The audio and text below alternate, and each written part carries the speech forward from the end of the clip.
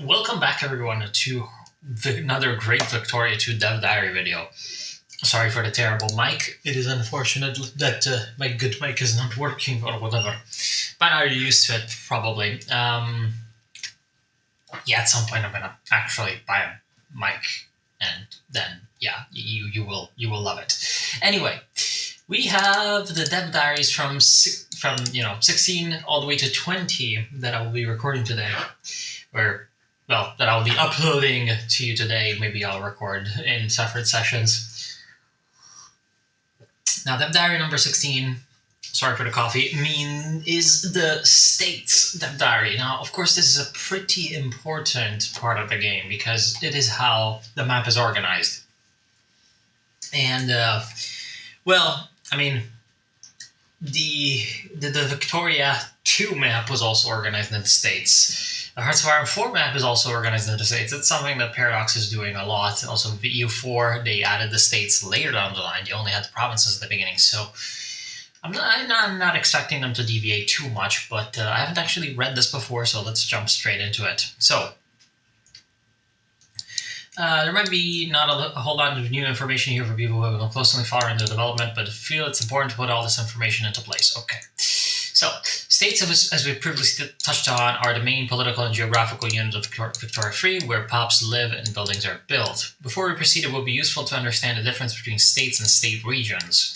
A state is always controlled by a single country, and its borders are dynamic. Oh! Can change over the course of the game, including being created and destroyed. Now, that's something that is very, very different from previous iterations. All right, that's really interesting, actually. While state regions can contain one or several states and have static borders, unchanging throughout the game, if a single country owns all provinces within a state region, there is no practical difference between these concepts. Okay, so state regions appear to be what, for example, Hearts of Iron 4 states are, yeah, okay. So they are the actual unit on the map that is unchanging, but the provinces within them, the single tiles really, can change hands, and then the states, as in the gameplay concept of states, will be split. So we have here a split state, which is Jodhpur. Now, the state of Jodhpur, state region is Rajputana. Okay, so the state region is Rajputana, and that contains Bikaner, Jaisalmer, Mewar, Jodhpur, and Jaipur. So it's got these 5 provinces that are all their own state. So the overall state is divided between several ones. If a country takes control of more than one part of the split state, it will combine into a single state. Okay. So that is the state region of Rajputana. Okay, I see what's going on. Interesting. For example, the state region of Rhineland is a predetermined set of provinces on the border of France that in 1836 contains 2 states, the Prussian Rhineland and the Bavarian Rhineland. Okay. Okay, I see, because they've got like a little chunk down there. Okay, a concept that we call the split state. Interesting, because this opens up the possibility of things like the Chaco in like Paraguay, Bolivia, or Kashmir, India, Pakistan. Possibly even Alsace-Lorraine, if Germany controls one part and France controls the other one. Like a lot of possibilities for like border disputes over these states and stuff like that. So I kind of enjoy the idea of it. And the other thing that I like about this is that it's not like you're forced to always have complete control over a state. Like, I'm sure in the war goals, it's going to be highly encouraged for you to take the whole state if you're, fighting a war for territory. But I would find it really, really, really, really nice if you could have a little bit of flexibility where you could take the single provinces and Anyway, if France was to conquer the Prussian Rhineland, there would of course no longer be a Prussian Rhineland but a French Rhineland. Okay. And if Prussia were to conquer the Bavarian Rhineland, the entire state region would be unified into a single Prussian state. Okay. In addition to political ownership, there are a number of conditions that can apply to a state that affect the local population and the economy. First of all, there is something called the incorporation status, representing a state's political status within the country that owns it. So it can either be an incorporated state, which is a core, basically. The state incurs full bureaucracy costs, pays all forms of taxes required by the government, and gets the benefit of all national institutions. So basically, it is fully integrated within the sort of statistical framework of your country.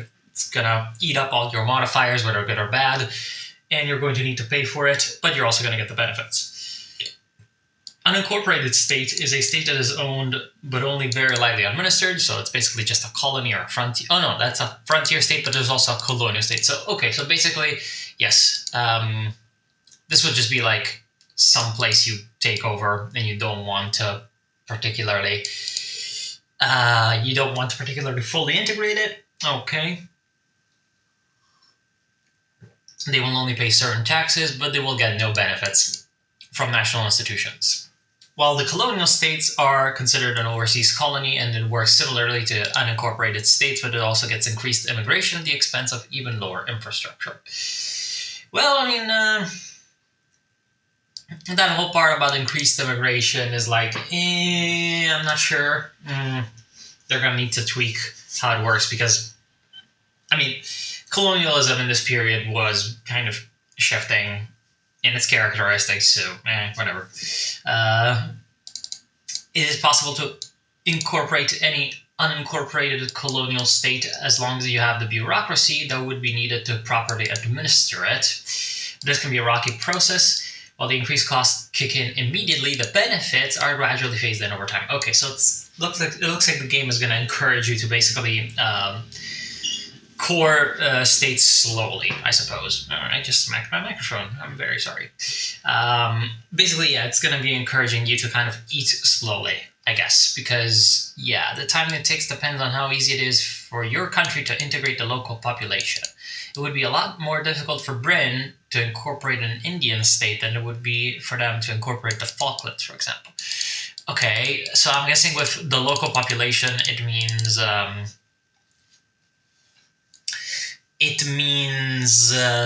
whatchamacallit, the culture group of the inhabitants, I suppose. Not sure. Not 100% sure about this, but I think that's what they mean. Maybe there's going to be a screenshot about this later. Other conditions that can apply to a state include capital state, so this is the capital. All pops living in the capital state have an increased political power. Market capital, so the economic capital. Oh, interesting how there's both political capital and market capital. I think that's something that they had hinted at previously, and it's a concept that I particularly enjoy because that's also, real life, how it works. Washington, D.C. versus New York, City, blah, blah, blah. Turmoil. A state that has too many political radicals will experience turmoil. A state with turmoil suffers penalties. Are you sure? Yeah, okay, I was going to say this. It looks like in here they're also applying like things that are more similar to like modifiers or spirits. So yeah. So Pennsylvania, incorporated states. Consider Pennsylvania an incorporated state, and the total cost is 161 bureaucracy due to institutional cost, big population, and base cost. So that's the UI. Again, very sort of clean exposition of information with the UI. I enjoy it. Perhaps not exactly, massively inspiring in terms of graphics, but whatever. States can also inherit certain conditions from their state regions, including state traits. So yes, this is the geographical features of the area. Claims. A state region can be claimed by a country that does not currently own it, but are broadly considered to have legitimate reasons to think that maybe they should. Okay, but that is a very, very long sentence for saying state regions can be claimed casus bellis. We'll come back to this when we're talking about diplomacy and war. Okay, I think we're gonna touch upon some of these later down the line. Homelands. Every culture has one or more state regions that most people and their culture consider to be their natural homeland. This does not consider the views of anyone else outside that culture. Okay, and has certain effects that we will go over. Oh, okay, that's really interesting. Homelands. So this is okay, so it looks like they've split the sort of core, the sort of concept of cores into two. You have cores for the state. Sorry for the sorry for the proliferation of the word state. And in this one, I mean like state as in the American state or the British state or the French state. So like the core for the state, that is the entity that you are playing as in Victoria 2, is the incorporated states. This is cores for you. But for a culture group or a culture, you'll have another type of core that is called homelands. So I'm not sure exactly how this is going to have effects on gameplay, but I'm guessing that if your primary culture group has a certain geographical region as their homeland, that is going to basically just give you casus bellis over all of that. Yeah, all of that, all of those state regions. Although, again, it would be like a lot more. It would be good if the flexibility of having actual provinces that are not part of the state region, but should be considered part of the homeland, still be part of the homeland, so then you can take the province. But whatever. I'm sorry for the meandering. I hope you're actually understanding what I'm talking about. Basically, if the homeland doesn't doesn't perfectly coincide with a collection of state regions, but instead should have bits and pieces that are part of single provinces that are from other states, perhaps those should be represented. But whatever. But I wonder how this would work, for example, with accepted cultures. Or are accepted cultures still going to be a thing in Victoria 3? Nobody. I have no idea. No idea. I don't know. Anyway, guano was a central pillar of the Peruvian economy. Why are we talking about guano? Guano's bird shit, literally. A war was even fought over control of the Chincha Islands between Spain and Peru. The icon for this particular state trade is a face of... Oh, okay, so this is a straight trade, the Chincha Islands. Okay. I like this, actually, because I think the Chincha Islands are not, big enough to be actually...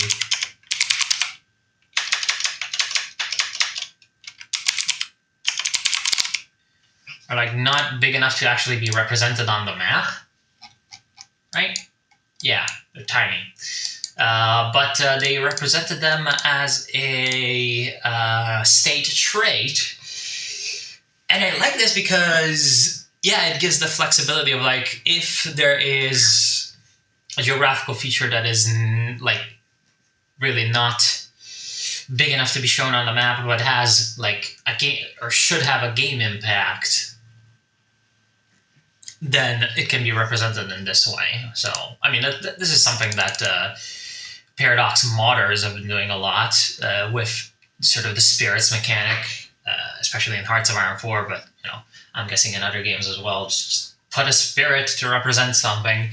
So it's not exactly groundbreaking that Paradox is actually doing that as well. Anyway, as we mentioned all the way back in the dev diary about buildings, states are limited in which resource industry buildings they can support, of course. The degree of iron deposits in a state limits how many levels of iron mine can be built there.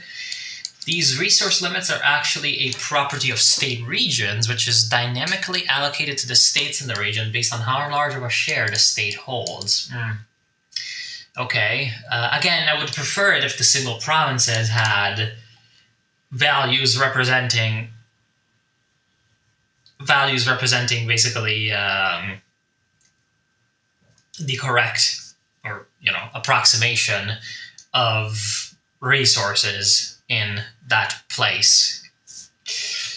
kind of sad how they're just kind of making the big state kind of like the entity where things are. Like, it's kind of dumb. Like, in a region, you're going to have a diversified economy where certain resources are going to be in one place, but they're not going to be in another place. So it doesn't make any sense that it's just split sort of equally between. I'm guessing it's going to be basically equally split between provinces, whatever. So like if you're holding 20% of a state, you're always going to get 20% of all the resources. I'm guessing. This is what they're sort of hinting at, what their language is telling me. They might just not know how to like write, and I hope that they don't know how to write, because if this was the case, it would be dumb. Again, why would you even have the provinces if you're not going to be using them? You need to diversify, because otherwise it's fucking stupid. Whatever. I'm exploding. It's worth noting that this proportion isn't just based on the raw number of provinces owned. Okay. I mean, yeah, of course, fisheries are going to be distributed according to the amount of coastline, of course. Well, arable land can be heavily weighted by the amount of prime land in each state, which is just another one of the modifiers.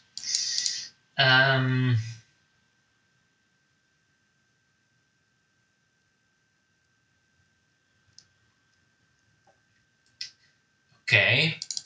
It's also possible for a state region to contain discoverable resources. These are resources such as oil, gold, or rubber. Yeah, again, I was not talking about things like fisheries or land. It's good that they're making a sort of effort to represent like fertile land and non-fertile land. Again, what I was mostly wondering about is, actual extractable resources like oil, gold, or rubber that are either not known about or not considered exploitable at the start of the game, but may be discovered at a later point. Okay. Certain technologies will affect both which resources can be discovered and the actual chance of said resources being discovered. All of this functions in a weighted random fashion, so while the chance of there being a Klondike gold rush at some point of the game is high, it won't probably happen at exactly the same date it did historically, which is basically the same way it works in Victoria too. So that's fine. I like them. I'm not entirely sure I like the whole like discoverable resources like indicator. Like, I'm pretty sure most people will know where like the resources are. Like, I don't know, whatever. Next step, diary. So states overall, I would say like some good and some bad. I like the idea of the homelands. I really, really like the idea of the homelands. Again, it depends to see how culture is going to be implemented.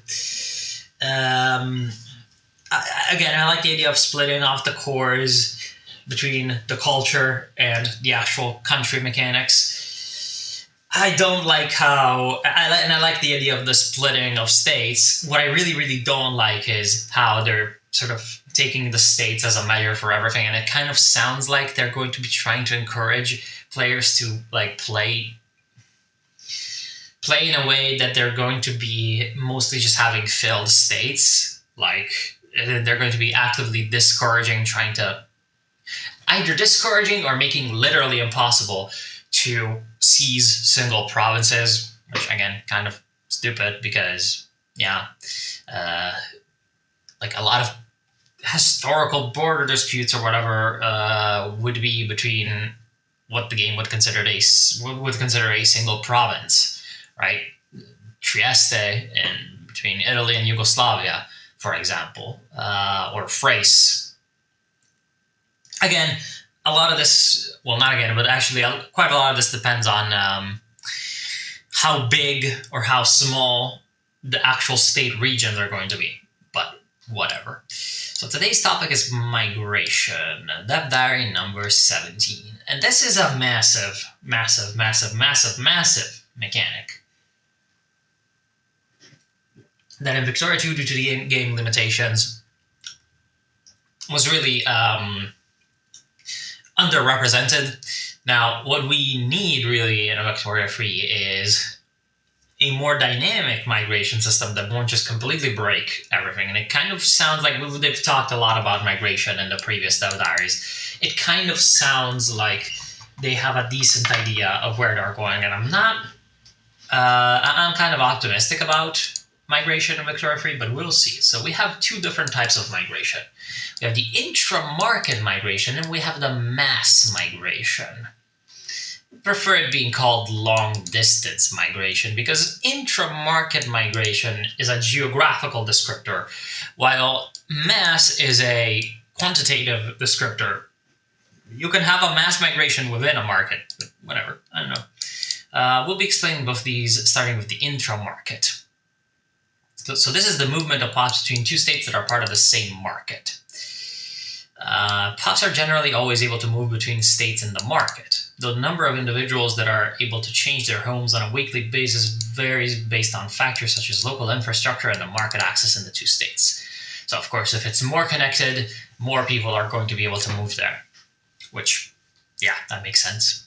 Which POPs migrate from and to what states depends on the migration attraction of each state. Okay, that's good. Migration attraction is a value that is based on the average standard of living in the area, good, and modified by various factors such as over-underpopulation, unemployment/available jobs, and so on. Perfect. I like this. It is possible for a country to directly encourage migration to a specific state through a greener grass campaign decree at the cost of some authority. So this is going to be a decree, which sounds like it's kind of like decisions, or I suppose if we're talking about Victoria too, also national focuses, national foci. In general, POPs will move from states with a low standard of living and a lack of employment opportunities to states with a high standard of living and jobs to offer. States with a low population compared to the amount of available land are especially attractive to economic immigrants because, of course, then they're going to become the farmers or whatever. Yeah, I like this. This is all pretty good. Discrimination, too, plays a role in migration. POPs being discriminated against in a particular state and have the opportunity to migrate to another state in that market where they would not be discriminated against, perhaps because of multiple countries sharing the same market, and one of those countries having more liberal citizenship or religious laws, will take that opportunity in greater numbers. Providing, of course, that there is an underlying economic reason. Okay, so this is something that I remember reading in a previous diary that kind of had me puzzled. Was like, migration is going to happen when people want to move to a place where they're less discriminated, and it's like, no, they don't want to move to a place where they're less discriminated. They want to move to a place where they're going to eat. So, yeah, the primary factor in the calculation of migration in the game really should be economic. And I like that the person actually writing the writing this dev diary, which is Wissington. I'm not sure if the other person writing the previous dev diary was also Wissington, but I like that they're putting the emphasis where it should be. I wonder if in the game the balance is going to be quite right, but the intention is the good one. Yeah. So that's how it's basically supposed to work. Like, in real life, of course, you can't exactly calculate the decision making of a rational actor, human being, or perhaps a sort of mostly rational actor, human being. You cannot really calculate them in an algorithm, at least not yet. We don't know, but migration scholars, people who actually study this shit,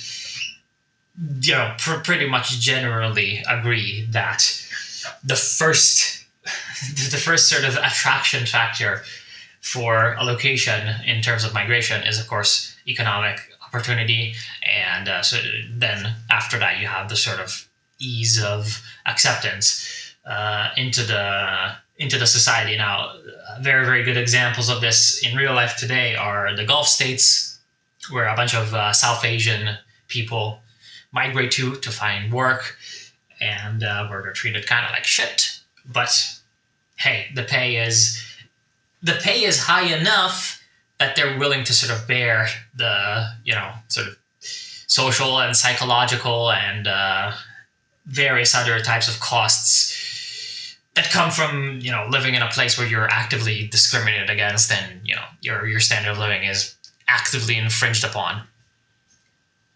Another sort of example would be mainland China. And this is one of the reasons why the sort of distinction between the intra-market migration and mass migration doesn't make any sense to me linguistically. It's that if you're talking about mass migration, most mass migrations in history would be happening in sort of, again, in the capitalist world, sort of this world that developed from the 18th century onward. In before you did have like certain types of mass migrations, but like we're talking about capitalist migration, and most mass migrations under capitalism have been within what you would call a single market, with like one major exception being like the sort of new world migration craze in, of course, late 19th century, early 20th century Europe, right?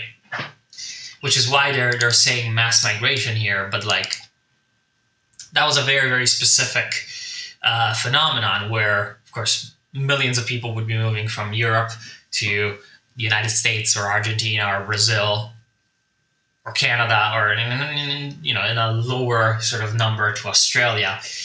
But if you look at the internal sort of migration within markets, within single countries, within single entities, you're going to be looking at bigger numbers, actually. For example, if you're looking at the number of people that in Great Britain that migrated from Ireland or like rural Wales or rural Midlands to Manchester, to Liverpool, to London, in the same period compared to the number of people from those places that went to the United States, it would be lower. There would be more people going to closer destinations. So, yeah. Why? Of course, because if you don't have to migrate to the other side of the world, generally for most people that's going to be good. So, this gigantic meandering thought process, to go back to my original point, that perhaps another factor that should be taken into account in terms of when pops should be migrating in that calculation should be distance. If opportunities can be found within the market, perhaps it should be more important for that to happen. Okay. Now, discrimination can also have the opposite effect. Pops that are enjoying full citizenship rights are generally going to be needing to be in pretty dire economic straits to consider moving somewhere else, of course. Now, in the case of a pop that is going to be discriminated against, no matter where they go in the market, they tend to stick to their cultural homelands, which is another nice little touch. I enjoy that idea. I am very sorry for this noise. I am currently scooping up coffee from the sort of lower regions of my cup with a spoon. Anyway, French colonial settlement policies mean that their colony of Algiers receives a steady trickle of immigrants from mainland France every week. Ho ho ho, l'Algiers français. Okay. So, yeah, high immigration attraction in the French market. They may receive immigrants from other states in the French market. Oh, Algiers is in the French market. It is a puke. Damn, it's receiving 500 immigrants per week from France. That's a lot. That's 25,000 a year, right? Yeah, I'm pretty sure that's 25,000 a year. That's a lot. So what then of mass migration? Mass migration is a mechanic introduced to try and model large amounts of people, movement of large amounts of people to places such as the US, Brazil, and Australia in the 19th century. Mass migration can happen when a particular culture experiences turmoil, which is a product of having a large number of radicalized pops. That's not at all a factor in, like, migratory movements, really. Even very stable societies. For example, a very neat historical example that shows you why this is false is Italy. Italy, after unification in 1861, you have a phenomenon called the brigandage. Let me bring this up. Now, basically what happens is there's a kind of resistance movement to the way that unification was implemented, that it sort of destroyed certain feudal structures of the southern Italian kingdom of the Two Sicilies, while not really providing alternatives to these sort of poor farming communities. And what happened is, instead of the promised sort of large scale emancipation and destruction of the feudal system, what you had is that the feudal system was sort of reformed in a way that only benefited the upper classes that switched sides from the kingdom of the Two Sicilies to the sort of Savoy monarchy, right? And what you have is that you have these bands of brigands that form, that take up as a political cause this sort of like restorationist idea of let's bring back restorationist and the separatist idea of let's bring back the Bourbons and let's have the independence of the kingdom of the Two Sicilies under the old regime. But actually, the causes of this movement are social, and a lot of the aims behind the sort of political masquerade of like let's have legitimacy by claiming to be the political heirs of the Berber monarchy. What you have is you have a movement for the liberation of, well, the liberation, I suppose, movement for the interests of these peasant communities, right? And you have a period of massive turmoil. Hundreds of thousands of people are sort of involved in this large-scale civil war, essentially. 100, probably some like tens of thousands of people die. And yet, this is not what kickstarts the sort of migratory process from southern Italy to, in some parts, the cities of southern Italy, in some parts, the cities of northern Italy, and in some parts, the North American continent and also South America. What really kickstarts it is later, when you start to have basically economic development in the countryside, and the sort of ancient way of doing things is sort of making it more difficult for the sort of lower class laboring family to be sort of self-sufficient, right? You have that self-sufficient agriculture, and feudal sort of social structures have completely fallen apart. And that happens after the turmoil.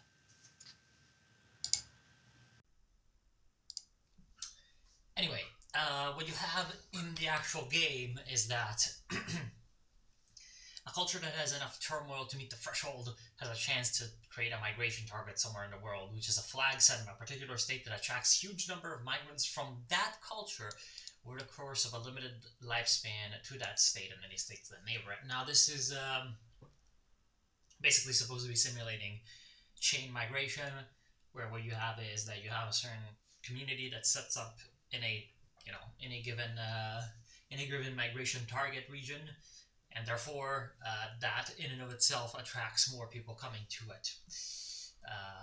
Migration targets are more likely to be created if the pops in the culture have a low standard of living and a high literacy, and particularly likely to be created if there is a widespread starvation among the pops of that culture. Okay, so yeah, there's a bunch of numbers involved. There is one aspect of migration that we're only going to briefly touch on. This is migration policy. This is a group of laws which lets you set the stance of your country on migration. For example, whether you want to promote the movement of people from your core lands to your colonies, attract skilled workers from other countries for your manufacturing economy, or even just minimize all migration. So this is in the process of being redesigned to descend from a previous much simpler set of laws. We'll return to it at a later time. Okay, so that's going to be a thing. Next step diary, the number 3 for today, and number 18, which is rank and prestige. Now, obviously, this used to be a pretty big part of Victoria 2 because, technically the way you quote-unquote win in Victoria 2 is by having the most score. Overall, which was given from a simple addition of your industrial score, which you acquired by having basically people working as craftsman pops or clerk pops in your industry. Your military score, which obviously you'd expand your military to get more of that, and your prestige, which would be acquired through various means, but most importantly through technology and technology events and winning battles and wars. Now, let's check out what they've done with prestige in Victoria Free, or what they like want to do.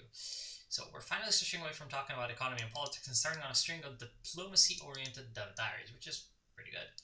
Of which this is the first one, where we'll be covering rank and prestige, two interconnected mechanics that play a very central role in how diplomatic matters play on the game. Rank is a mechanic that also existed in the previous Victoria games, yeah, of course. So that's, going to be your great powers, your secondary powers, or your unrecognized powers, which are the new, I suppose, the new uncivilized countries or whatever, is determined by two factors: your prestige and your recognition. I'm talking about recognition. It's important to note that we're not talking about recognition in the more commonly used term when it applies to nations, that is, whether other countries recognize the nation's independence and existence in the first place. Rather, it is a measure of whether the reigning and most probably European great powers as a whole see the country as a potential equal. Okay. I.e., whether the country could potentially be included as a decision maker in said system if it were signed. It's kind of a nebulous definition, but I understand what they're talking about. Whether or not basically the state is seen as some kind of peer that can be negotiated with. We're not going to go too deep into the specific topic today, as we'll return to it in a later dev diary. Okay, so countries either start the game as unrecognized or recognized, and unrecognized countries have to gain or force recognition to properly climb the rank ladder. Okay. This replaces the civilized uncivilized system. Okay. So, and the difference from those games is that being an unrecognized country is purely a diplomatic status with diplomatic penalties. A country does not become inherently worse at constructing factories or fighting wars by virtue of being scorned by Metternich and his friends. Okay, so this is a massive... yeah, though many countries with unrecognized status do also start out lower on the lower end of the technological scale. This is a massive change, actually. Obviously, because the civilized, uncivilized mechanic was like so central to a lot of the, a lot of the tags in Victoria too, and to a lot of game mechanics as well. Now, I'm not sure exactly how they're going to model the sort of technological superiority of certain powers and the general need for social and technological revolution on the part of the non-European world. When I say non-European, I'm obviously oversimplifying, but on the part of the non-European world to sort of catch up and survive in this world of imperialism and colonialism, survive and perhaps thrive. But what I can touch on very, very briefly is I wonder whether or not the system is going to be taken to its sort of logical conclusion. Now, what do I mean by this is that civilized and uncivilized countries was a system that basically the number of uncivilized countries in a normal game would be drastically sort of diminished as the game goes on, right? Some of them would get annexed, and some of them would civilize or whatever. And being quote unquote uncivilized would be a like sort of fail state, right? If you're far enough down the game. But when it comes to recognized and unrecognized, they can do more interesting things with this because it takes an aspect of the civilized and uncivilized, sort of dichotomy in that, yeah, it takes the diplomatic aspect of it. But because of that, it can actually be so much more because if you think about it, what constitutes a sort of international pariah? You have either sort of the idea that this country is, yes, uncivilized. Of course, this was very prominent in the 19th century. It's like, oh no, this regime is just barbarism. We cannot we can negotiate with it perhaps, but we cannot really recognize it as a regime with whom treaties are going to be honored.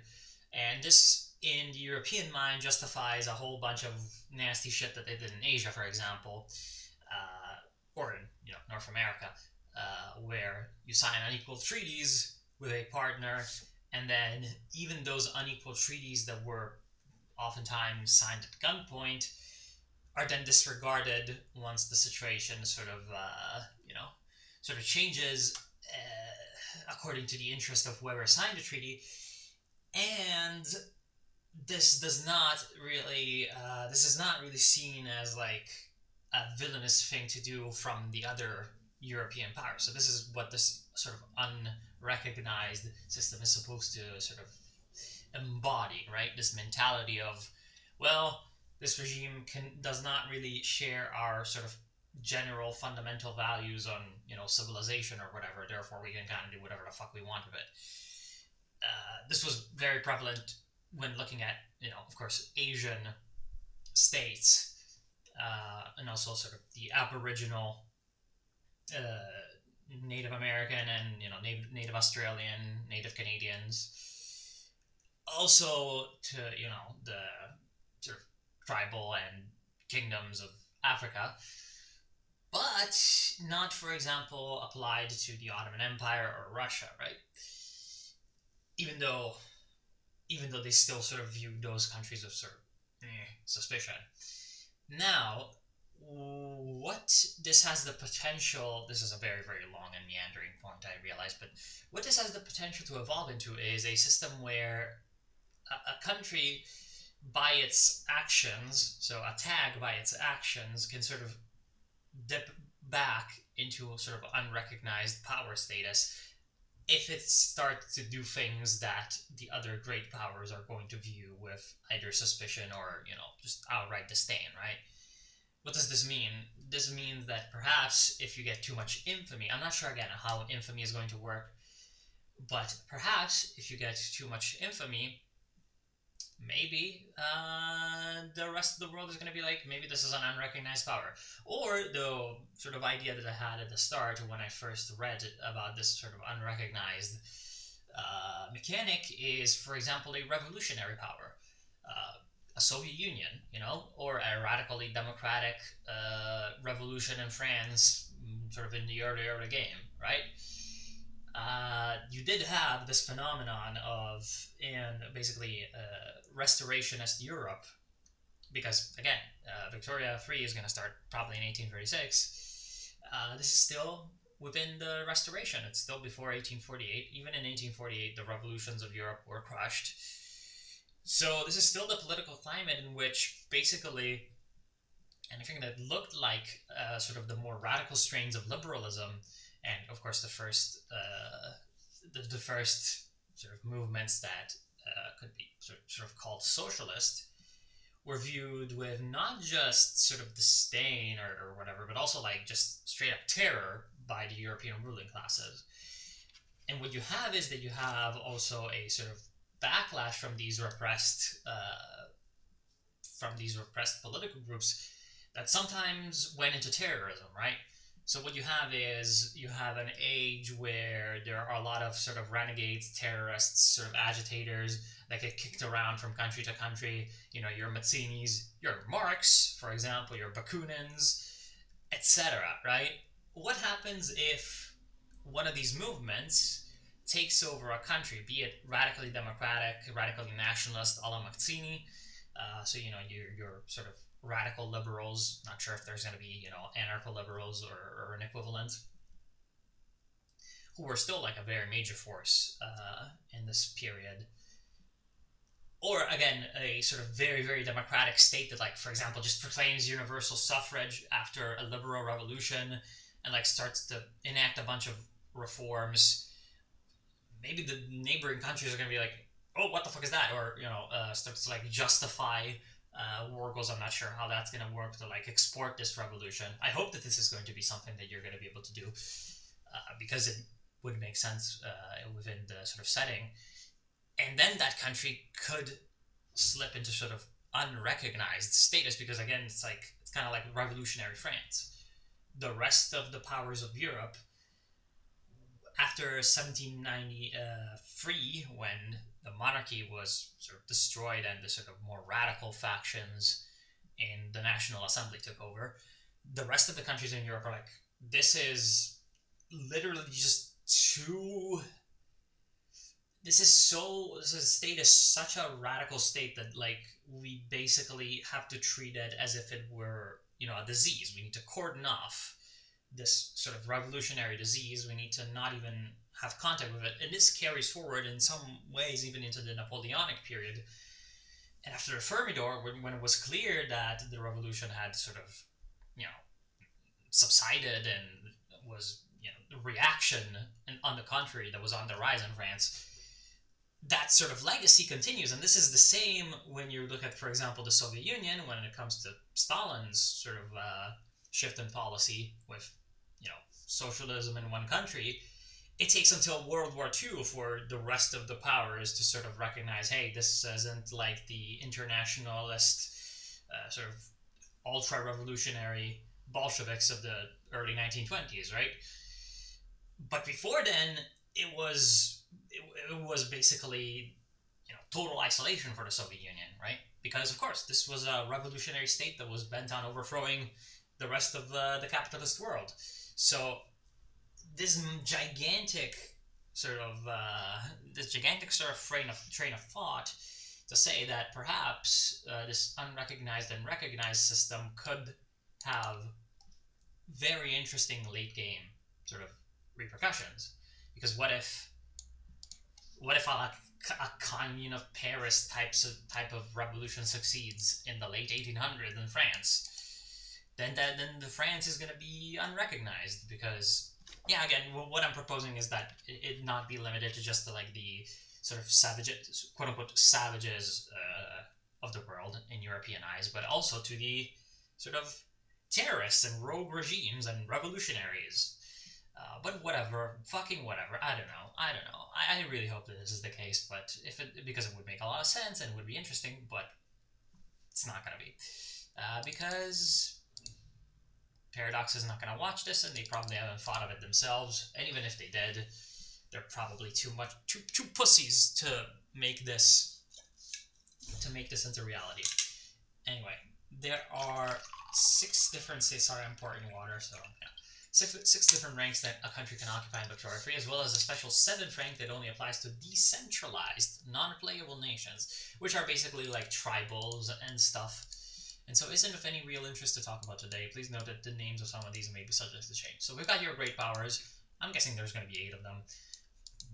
Because, hey, these are the most powerful and glorious nations, of course.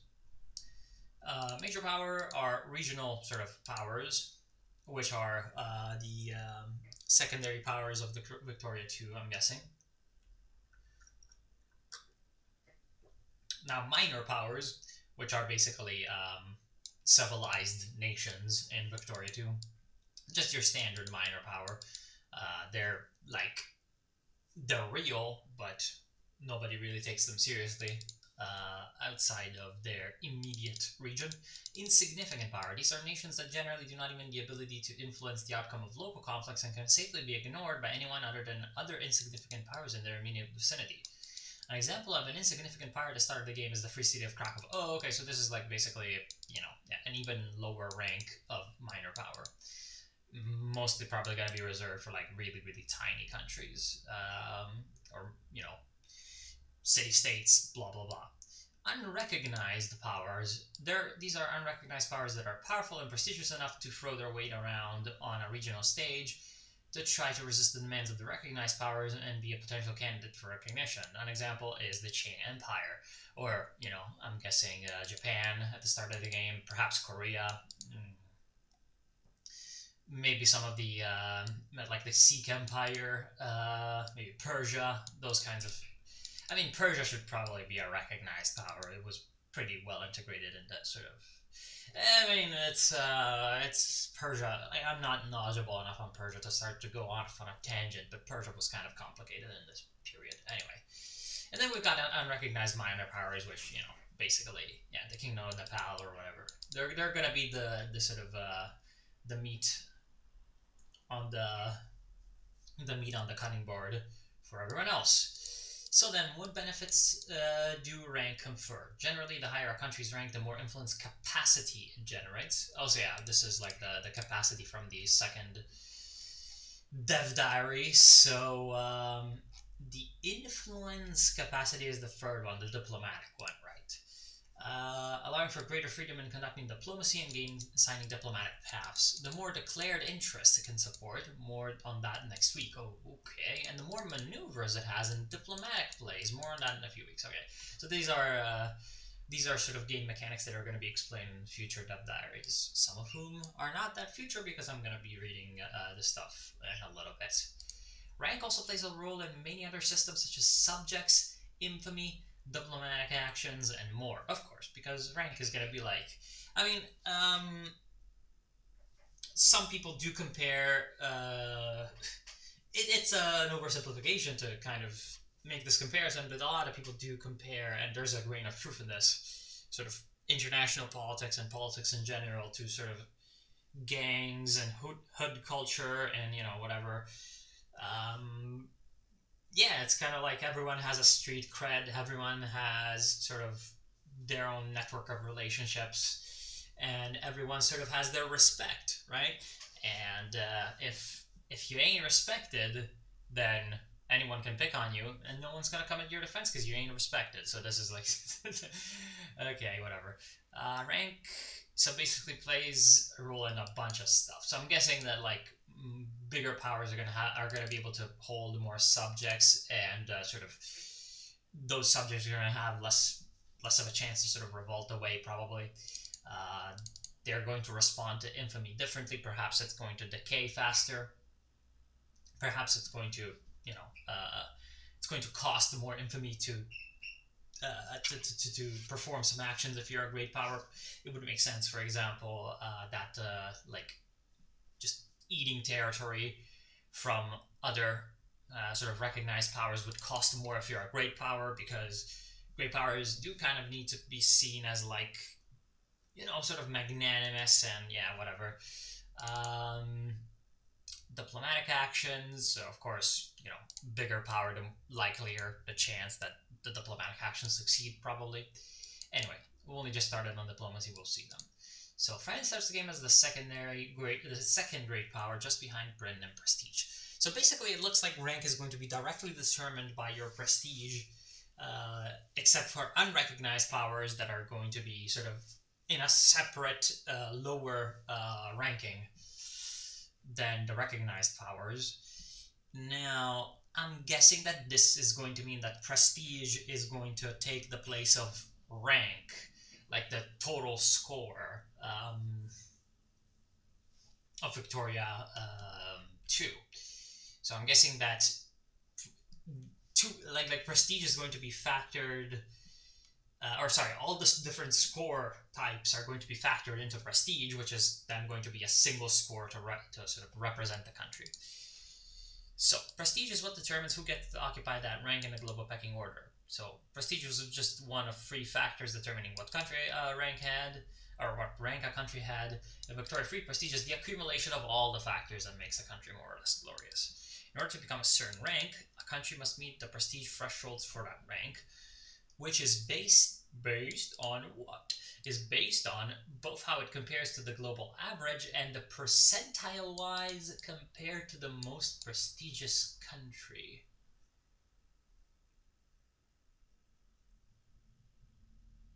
Okay.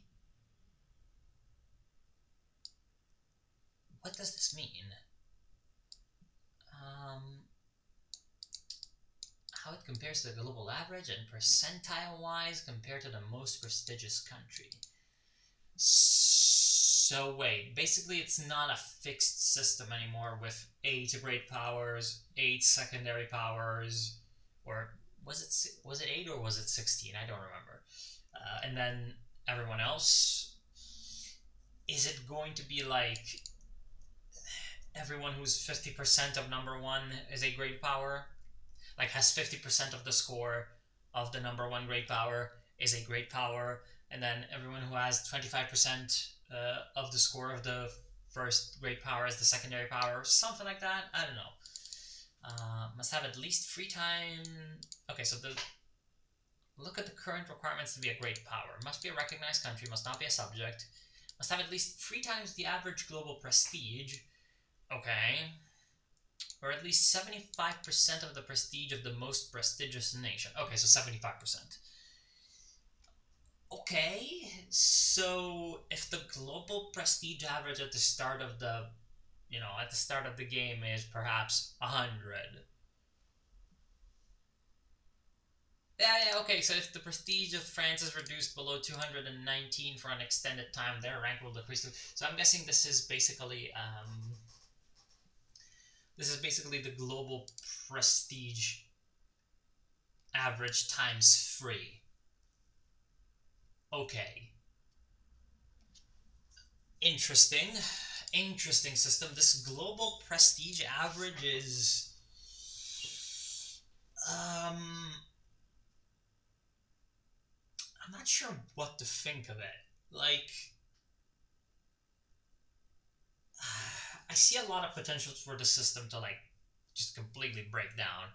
For example, what happens if someone is trolling, someone's doing funny things and just decides, "Hey, I'm going to release like a bunch of countries.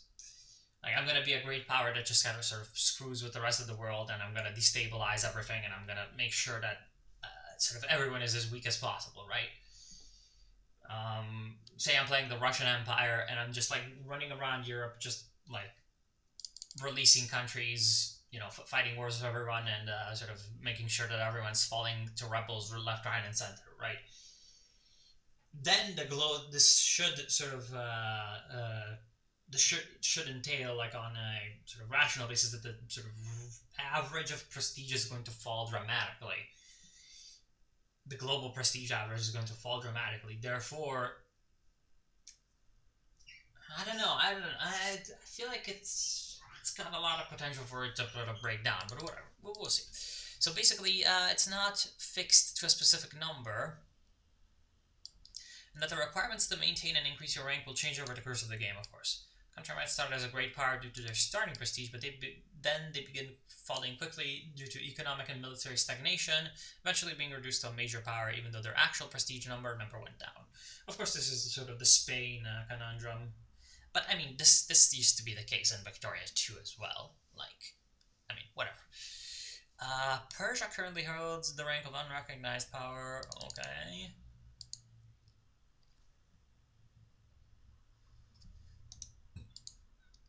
Okay, so basically some of the prestige of Persia comes from Arts Academy. Okay, I see. So this is sort of showing you how there are lots of ways to actually get prestige. Anyway, the answer is a whole lot of things. Here's a look at some of these things, though it's by no means an exclusive list. So the tier of a country, whether it is considered a city-state, principality, kingdom, and so on. So big country, good. Um, this is inherent to a specific nation and can only be increased by forming a new, more glorious nation. Oh, okay, so this is like a formable nation kind of thing. Having a large army, more prestige based on its ability to both fight effectively and look imposing. Okay, so I'm guessing there's gonna be like army prestige techs, where sort of parade sort of bullshit, and yeah, having a large, powerful, and impressive looking navy. Okay. Total GDP of a country gives it prestige, of course. Oh, so they've gone with GDP rather than industry. Oh, but then you've got being the global leader first, second, or third in the production of a good. This is a sort of more indirect. I feel like they should have sort of had a two-tier system with this sort of GDP prestige stuff. Like GDP gives you a certain amount of prestige, but okay, so the percentage of that GDP that is industrial GDP should probably give like twice the prestige or whatever. So, for example, if a country has a 50% occupation in industry rather than 0%, instead of 100 prestige, it gets 150. I hope you're following. If you're following sort of my train of thought, or whatever, you can balance that out however you like. I used to like how sort of what counted was not just how big your economy was as a whole, but how big your industrial economy, because this is a game about industrial economies.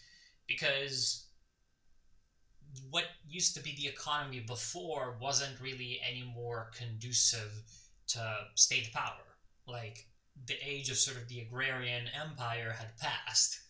We're now in the age of the sort of commercial, industrial nation state or whatever, right? So China's gigantic, right? And as you can see at the beginning, you've got China with a massive prestige, 1,122, probably even more than Great Britain, which does make sense because again, China was like ridiculously like. If you're taking just on absolute terms, China was ridiculously big, ridiculously powerful, ridiculously rich, ridiculously strong, except it couldn't really marshal that strength where it was needed because its sort of state apparatus, its economy, blah blah blah, had a whole bunch of sort of deficiencies compared to an industrial power like Great Britain. And of course, if you're able to like actually talk about this in like under 50 minutes and explain it, you're probably the world's greatest sort of educational person. But I'm not, so I'm not going to go into it. I like how the agrarian quote unquote countries do get a bit of a bone thrown at them, but I also don't like how industrialization now effectively is not important to your score unless, and of course, like, it says indirectly leveled industrialization because, of course, like, in the long term, industry is going to sort of be very, very important. And China's kind of a unique case in that if you're looking at total GDP, China was ahead of, I think it was ahead of Great Britain basically throughout the early 19th century, even after the Opium Wars. And it didn't fall down below the industrial powers until like the late 19th century, the second industrial revolution, and it was surpassed maybe first by Great Britain, but not that long.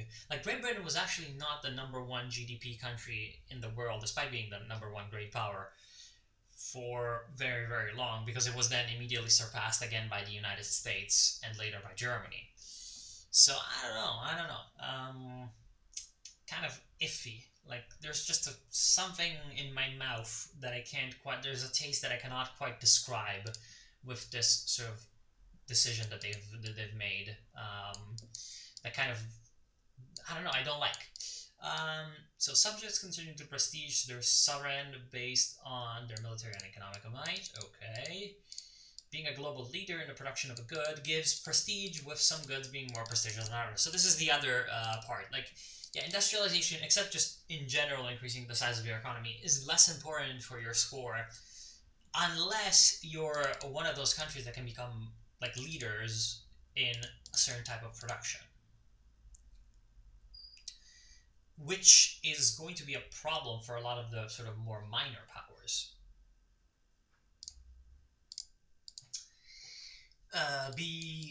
Building and supporting arts academies and successful undertaking of certain globally recognized projects, such as undertaking major expeditions to certain regions of the world or the construction of organic. So that's prestige.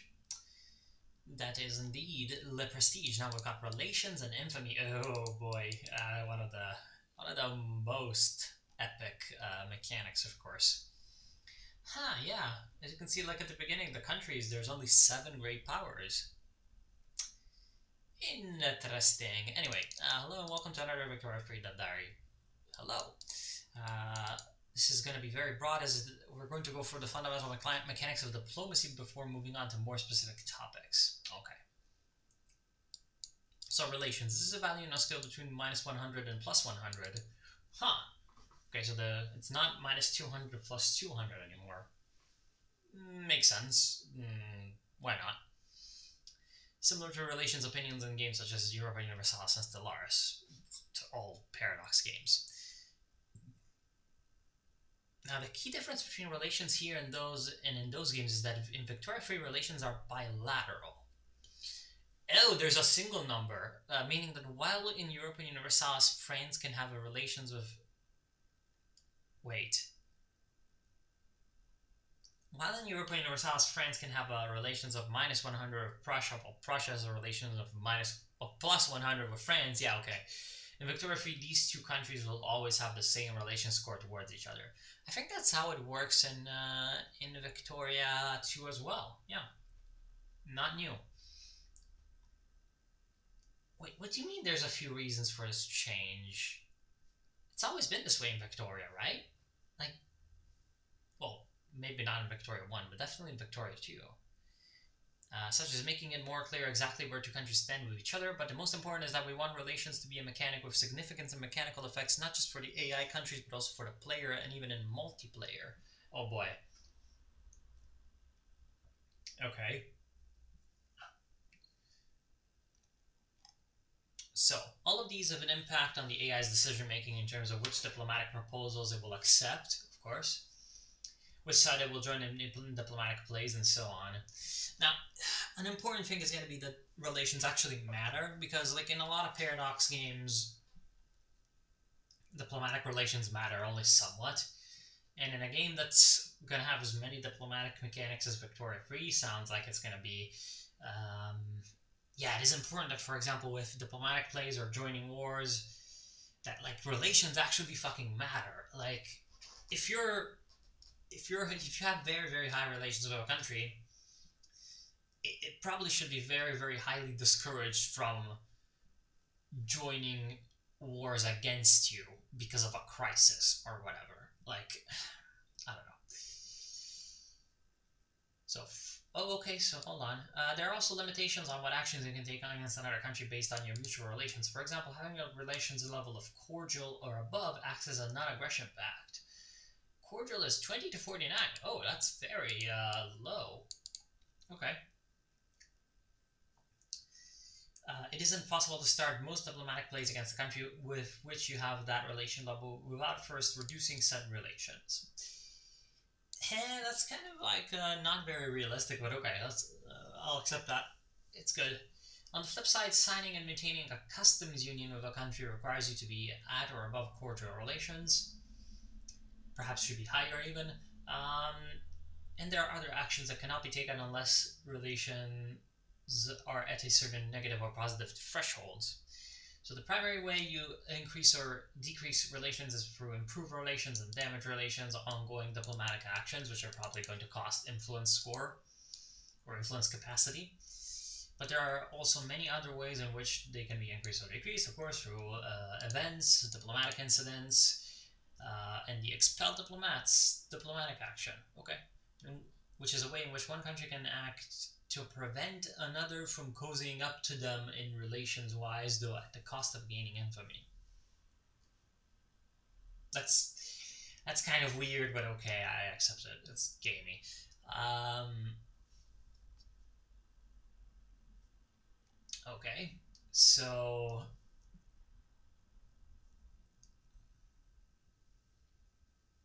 anyway, that covers relations, so let's move on to infamy. This is a system we have previously talked about a little under the name of threat, implying that it works similarly to aggressive expansion in European Universalis, but it's actually something we have since redesigned following tester feedback. Oh, really?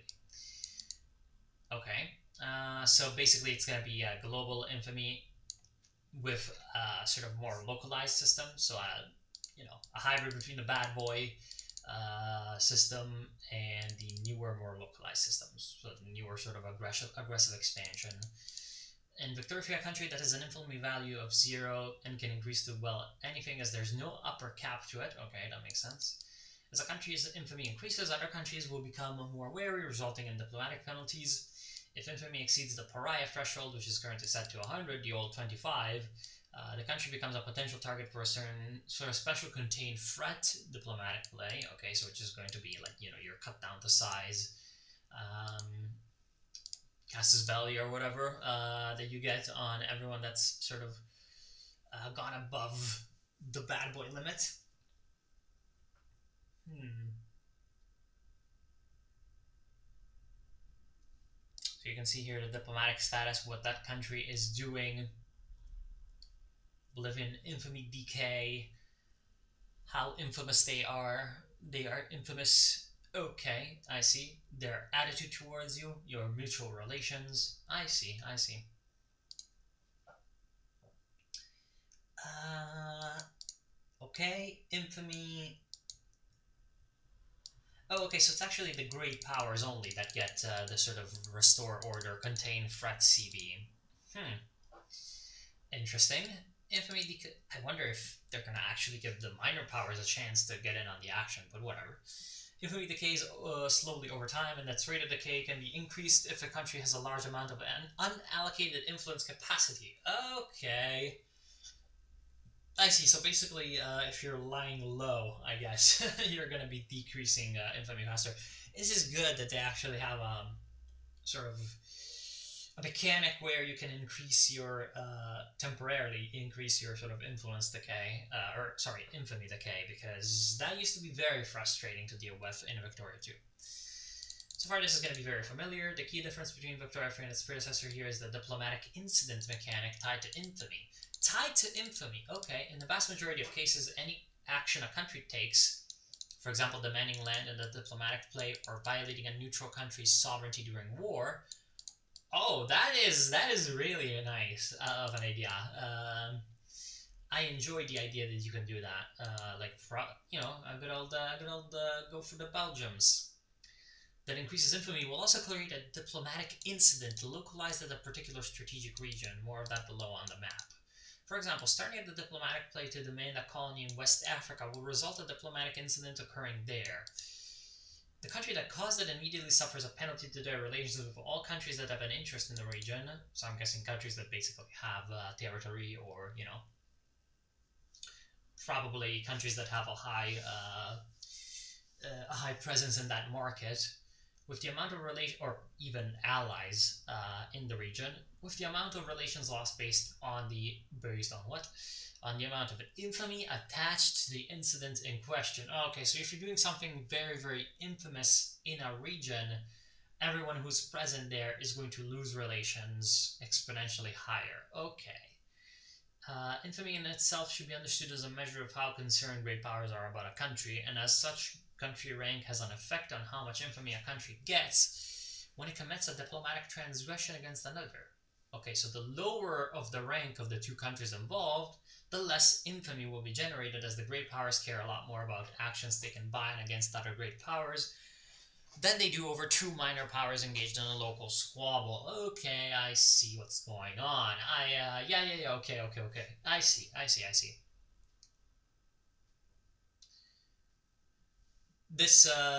Yeah, okay. I understand what they're doing, and I actually like it. This is good. Ultimately, what this means is that infamy doesn't just have a global effect, and where you're accruing it matters. If you keep taking actions that destabilize a particular strategic region, you can expect to quickly become very unpopular with both the locals and any outside powers that have interest in it. Okay, I see. So if you're being bad in a specific place, but not in another place, then the people in the first place are going to be more angry than the people in the second place. Okay, this makes a lot of sense. Um, So, we need to explain the concept of strategic region. So, a strategic region is a large predetermined geographic area consisting of a number of state regions. With the 715 state regions of the current internal build divided into a total of 49 strategic regions. Okay, so we're looking at Europe. These are the strategic regions. We've got the Baltic, we've got the North Russia, we've got the South Russia, we've got the Poland, we've got the Danubia, which is Hungary and Romania and Slovakia. Okay, I'm not entirely sure I like that, but whatever. Also, that's a big Poland region. Okay, grumble. Pretty small North Germany, pretty small South, or pretty big South Germany. Uh, Rhine Basin. Okay, I see. North France, South France, Italy, Balkans, Anatolia. Okay, I see. Caucasus looking kind of weird, but it's probably not going to be a big issue because most likely Russia's going to have that most of the time. Then we've got Weirdly enough, Scotland and Ireland separated from England and like sort of added up with it looks like Greenland and Iceland and perhaps some Canada with how that text is set up. It's like the North Sea region. And then we've got some like lines. Are those like trading routes that potentially are involved with strategic regions? I don't know. Whatever. We will see. So these are the strategic regions of Europe. Interest, put simply, is a mechanic that determines whether or not a country has a stake in a particular strategic region and plays into numerous different mechanics, such as diplomatic plays, colonization, and the aforementioned diplomatic incidents. A country can gain an interest in a region in one of two ways, either automatically by having a geographic presence there, owning land or controlling subject nations, or by using a declared interest. A declared interest is a country quite simply saying that, regardless of their lack of geographic presence, a strategic region is still important to them, perhaps because they plan to colonize it, or because they want to prevent a hated rival from expanding into it. A country can declare an interest in any region that is either adjacent to a region where they already have an interest, okay, or which they can reach through the support of their naval supply network, okay. The number of declared interests is available to a country depends on their rank. A great power can choose to have blah blah blah.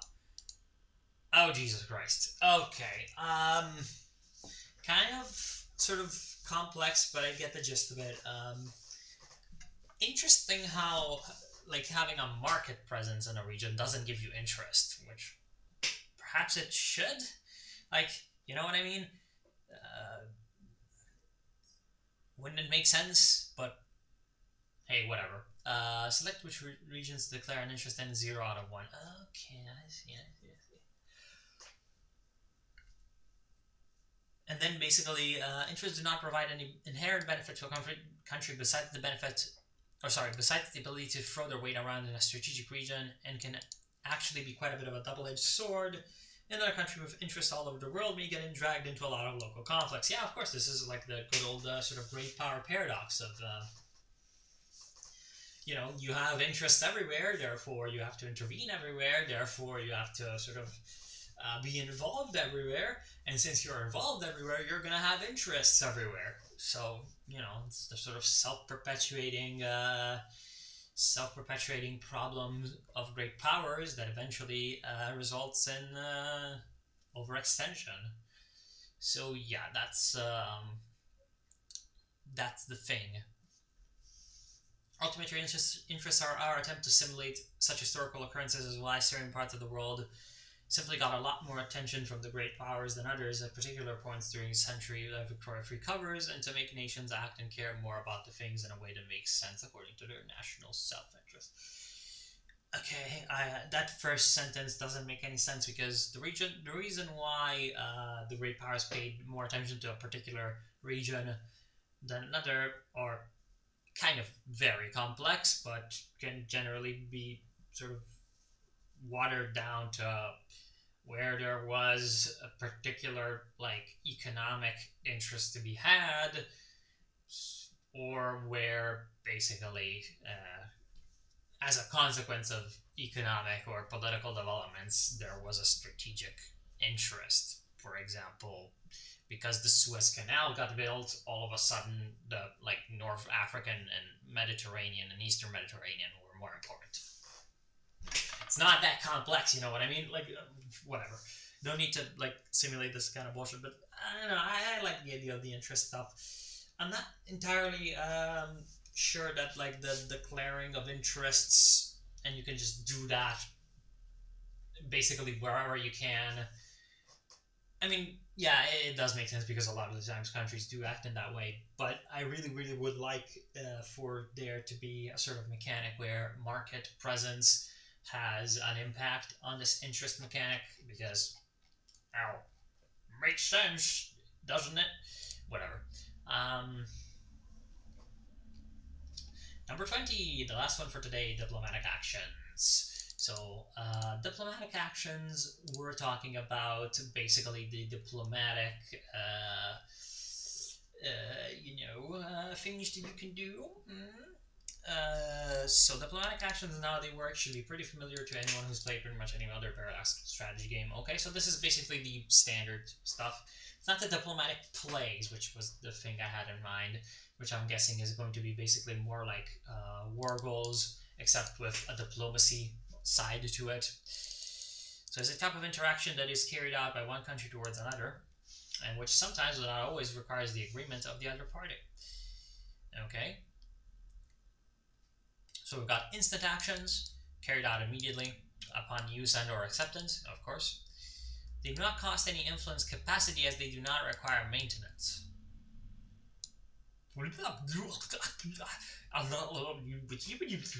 Brain explodes. What does this mean? Why shouldn't it give you at least like a temporary penalty for it? Or can you just spam them? Or is it supposed to be only for like certain big things where you cannot be in a position to take these instant actions unless you've carried on a lot of ongoing actions and thus spent influence? I don't know. There are. It sounds like there's going to be a lot of potential unless they balance this very carefully to exploit the sort of influence capacity system to basically power game.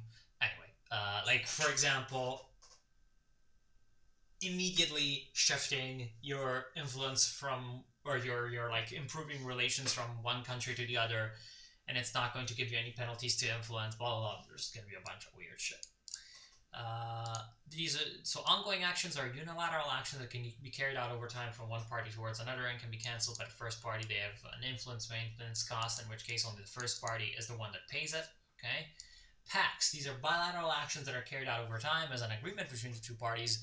If there is a maintenance cost, both parties have to pay it unless the agreement has a clear senior and junior partners, such as subject relationships. Both parties can break the pact off, though in some cases it may require the agreement of the other party. Okay, so here we've got the actions. Diplomacy of some country, we do not know which, towards Transvaal. Oh, Jesus, the Boers. So improving relations, damaging relations, expel diplomats, which is going to be, I'm guessing, it's basically just a drastic decreasing of relations, unless it's like expel the diplomats of another country, which would be like kind of like the banning of the embassy in Victoria 2, which I hope there's going to be a way in which you can diplomatically damage the diplomatic standing of other nations to a sort of third party, but we'll see. Take on debt, violate sovereignty, asks to become a dominion. Like for them, sorry, I just smacked the microphone. For them to become your dominion or for you to become their dominion? They're gonna need to explain this stuff. Form alliance, propose trade agreement, invite to customs union, or join customs union. Okay, I see. Pretty basic. So instant actions, expel diplomats, that immediately lowers relations with the target country, stops any ongoing attempt by them to improve relations with you, and blocks further improved relations attempts for a period of 5 years. And it gives them infamy. Again, I really wish there was a chance for you to like expel someone else's diplomats if it's a country that you have a lot of influence in, but again, we don't know how influence is going to work. Take on debt. This is an action that allows one country to take on the debt of another, okay, in exchange for being on an obligation, which is, I'm guessing, going to be kind of like a favor. Redeem an obligation. This is an action that forgives an obligation in exchange for a large boost in relations. I wonder if there's going to be, more possible rewards from obligations. So, violate sovereignty, basically you get military access for, quote unquote, without the consent of the unconsensual military access, potentially bringing new countries into the conflict. And yeah, okay. So it's, the Belgium. Expel diplomats. I really don't understand this whole, like, Russia's unexpected attempt to build stronger relations with the Ottomans is not being received well at the Sublime Porte. Like, this expelled diplomat stuff is like, okay, I get it, but like they're framing it as like you being able to you wanting to stop people from improving relations with you, which is like that's not how countries work. You know what I mean? Like I don't know, whatever. Ongoing actions improve relations, damage relations. Bankroll. This is an ongoing action where one country pays a part of its monetary income to another each week as direct subsidies to their state treasury. Okay, so it's basically just a subsidize, except the other country doesn't need to be at war. Good, good, good, good, good. Uh, the contest between Siam and Dainam for control of Cambodia led to a long-standing regional rivalry that sparked several wars in the early 19th century. Uh, oh wait, damage relation. Oh, so damage relations is slowly lowers relations down to a minimum value of -50. Costs influence to maintain with the cost increasing if the target at a high rank. Okay, so this it's the damage relations, the one where you're damaging. Oh, okay, I see what's going on here. Okay, okay, okay. I understand. I understand. Good, good, good, good. Fine. Wait, no, it's not.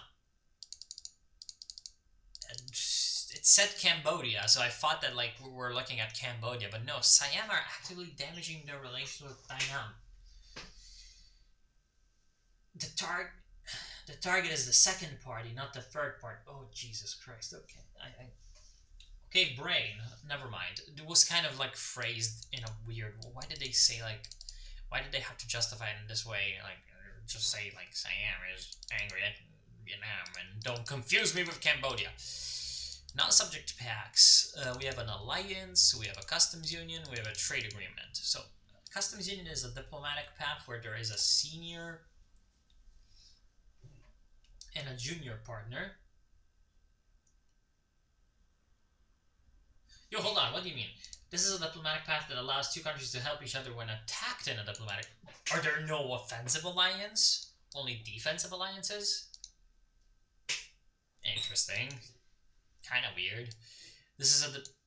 That's impossible. Come on. There have to be offensive alliances that probably just phrase the paradox in their weird fucking syntaxis is. Yeah, I don't know. This is a diplomatic path where there is a senior and a junior partner. It makes the junior partner part of the senior partner's national market instead of having their own market. Cost influence to maintain for the senior partner only, while the cost increasing if the other part is a high rank. Okay. This is the diplomatic pact that gives both influence competitive advantages when establishing trade routes in the market of the other country, which gives both countries competitive advantages. Whoa, when okay. So it's like a mutual thing. Cost influence to maintain with the cost increasing if the other part is a high. So it's a mutual kind of pact. Okay. Interesting. Okay. Which is gonna be, I guess, the sort of replacement of the customs union and the trade agreement are sort of the two replacements of the way the sphere markets used to work. I'm guessing. Except with it being extended to also again sort of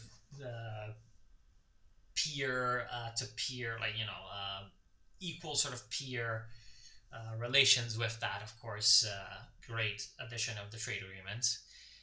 Now the subject packs, not necessarily an exhaustive. Oh wow, we've got a bunch of them. So we've got. What is it with Paradox lately? Just loving to add a million types of puppets, say states. Anyway, protectorate. Non-colonial subject relationship where the subject is very autonomous. Protectorates were also colonial, though. Come on, they're saying colonial, right? These protectorates are generally a colonial thing. What I don't know. The only restriction being placed on them being that they're not able to have a fully independent foreign policy, can be turned into a puppet by their overlord for diplomatic play. Puppet. Type of non-colonial subject. Oh, okay, I guess it was. Okay, whatever. Are there like good historical examples of like a protectorate? I guess Belgium and Britain, but no, but Belgium did have a it did not have a fully independent foreign policy, but it did have an independent foreign policy. I guess what they're thinking about is more like Moldavia and the Ottoman Empire, or Congress Poland and the Russian Empire, or whatever. Like all the various puppet states of the Ottoman Empire and the Russian Empire. I don't know.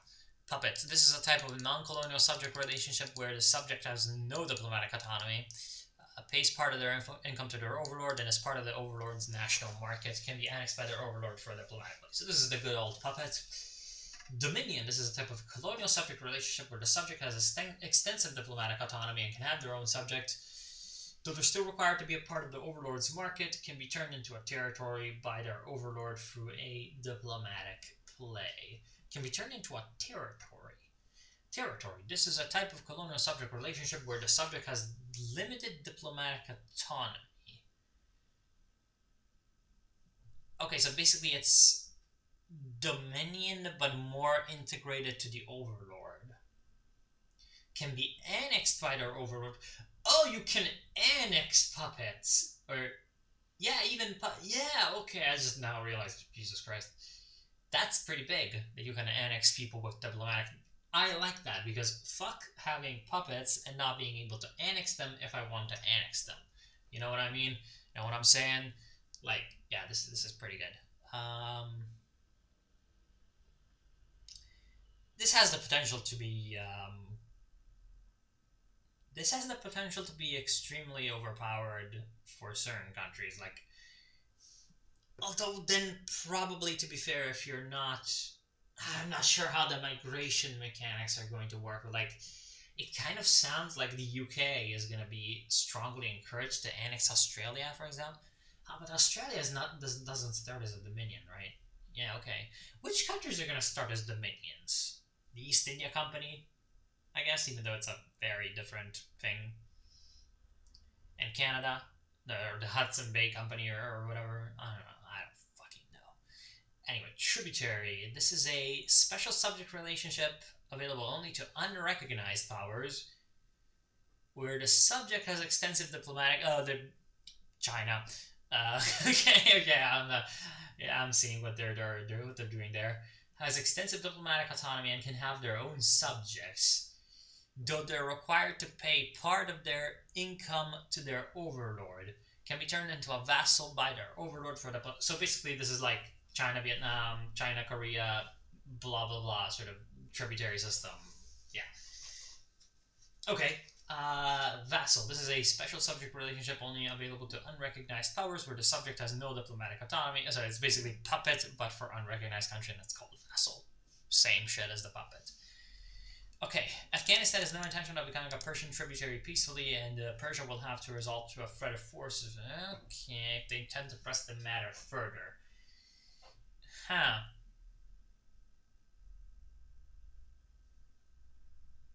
Okay, so this is going to give them probably some sort of casus belli, or whatever.